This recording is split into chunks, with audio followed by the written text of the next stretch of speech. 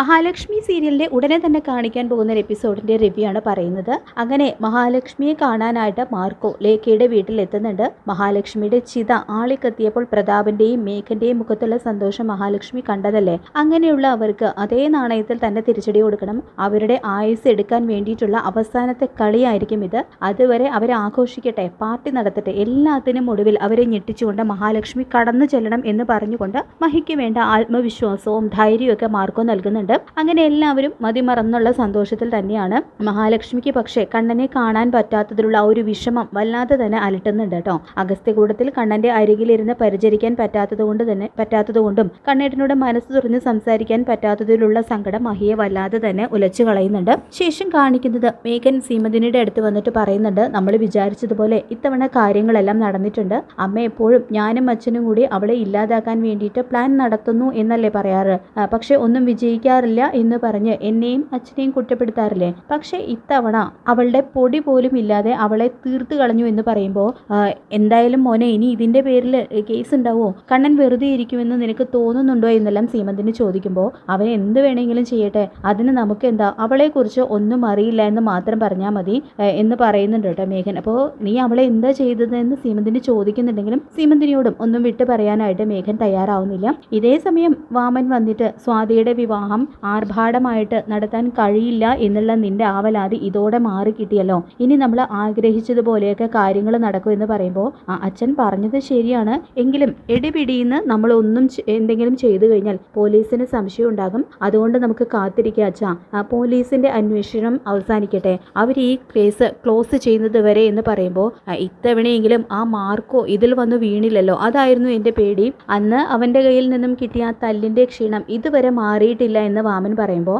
അവനെന്നല്ല ദൈവം പോലും അറിയാതെയാണ് ഞാൻ ഇതെല്ലാം പ്ലാൻ ചെയ്തത്. ഇനി കണ്ണൻ പോലീസിൽ അറിയിച്ചിട്ടുണ്ടെങ്കിൽ തന്നെ പ്രതാപൻ അങ്കിൾ എല്ലാം നോക്കിക്കോളൂ എന്ന് പറയുന്നുണ്ട് കേട്ടോ മേഘൻ. പ്രതാപൻ അങ്കിളിന് പോലീസിലൊക്കെ നല്ല പിടിപാടാണ്, അതുകൊണ്ട് അത് ഓർത്തൊന്നും അച്ഛൻ പേടിക്കണ്ട. പിന്നെ മാർക്കോ അവനുള്ളത് ഞാൻ വേറെ കരുതിയിട്ട് വെച്ചിട്ടുണ്ടെന്ന് മേഘൻ പറയുന്നുണ്ട് കേട്ടോ. കരുണയാണെങ്കിലും കമലേശ്വരത്ത് നല്ല സന്തോഷത്തിൽ തന്നെയാണ്. ഇതേസമയം ഉണ്ണി വന്ന് പറയുന്നുണ്ട്, ഇപ്പം നിന്റെ പരാതിയെല്ലാം തീർന്നു കിട്ടിയല്ലോ, ഇനി നീ നമ്മുടെ കുഞ്ഞിനെ കുറിച്ച് മാത്രം ചിന്തിച്ചാൽ മതി, അല്ലാത്തതെന്നെല്ലാം മനസ്സിൽ നിന്ന് കളയണമെന്ന് പറയുമ്പോൾ അച്ഛനും മുത്തശ്ശിയൊക്കെ ഭയങ്കര സന്തോഷത്തിലാണ്.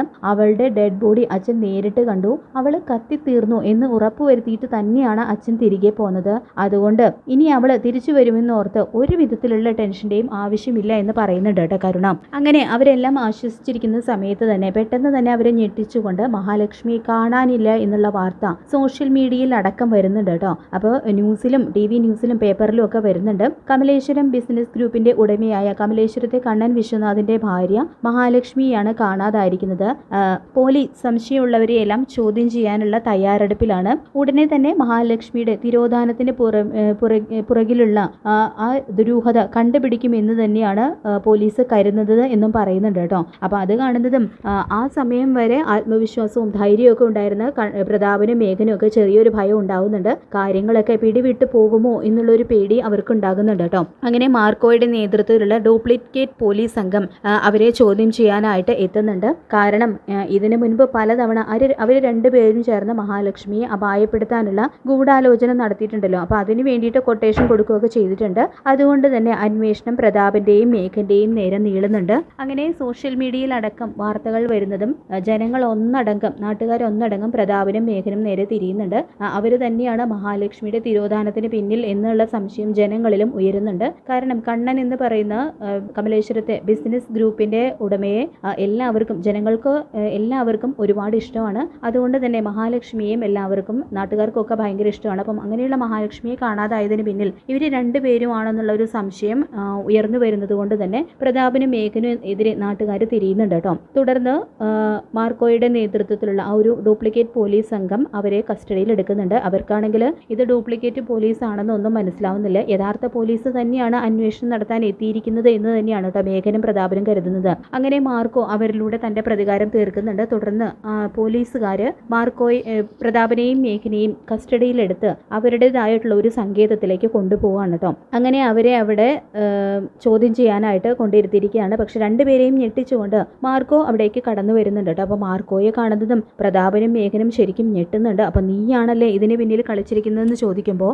അതെ, രണ്ടുപേരും മഹാലക്ഷ്മിയോട് ചെയ്ത കൊടും ചതിക്ക് തിരിച്ച് നിങ്ങൾക്കും ഞാൻ നല്ലൊരു പണി തരണ്ടേ, അത് ഞാൻ കണ്ണൻ സാറിനോട് വാക്ക് പറഞ്ഞതാണ് എന്ന് പറഞ്ഞുകൊണ്ട് അവരെ ഞെട്ടിച്ചുകൊണ്ട് നടന്ന സംഭവങ്ങളെല്ലാം മാർക്കോ അവരോടായിട്ട് പറയുന്നുണ്ട് കേട്ടോ. അപ്പോൾ അത് കേൾക്കുന്നത് രണ്ടുപേരും വീഴ്ചിരുന്ന് പോവുകയാണ്. അതോടുകൂടി തന്നെ മാർക്കോ എവിടെയും പോയിട്ടില്ല. തങ്ങളുടെ പ്ലാനുകളെല്ലാം നിരീക്ഷിച്ചുകൊണ്ട് അവരുടെ പുറകെ തന്നെ മാർക്കോ ഉണ്ടായിരുന്നു എന്നും എല്ലാം മാർക്കോയുടെ ഒരു മാസ്റ്റർ പ്ലാൻ ആയിരുന്നു എന്നുള്ള കാര്യങ്ങളും പ്രതാപനും മേഘനും തിരിച്ചറിയുന്നുണ്ട്. അങ്ങനെ മഹാലക്ഷ്മി സീരിയലിൻ്റെ വളരെ ത്രില്ലിംഗ് ആയിട്ടുള്ള എപ്പിസോഡുകളാണ് വരാനായിട്ട് പോകുന്നത്. ഈ റിവ്യൂ ഇഷ്ടപ്പെട്ടെങ്കിൽ ലൈക്ക് ചെയ്യുക, ചാനൽ കൂടി ഒന്ന് സബ്സ്ക്രൈബ് ചെയ്യുക. താങ്ക്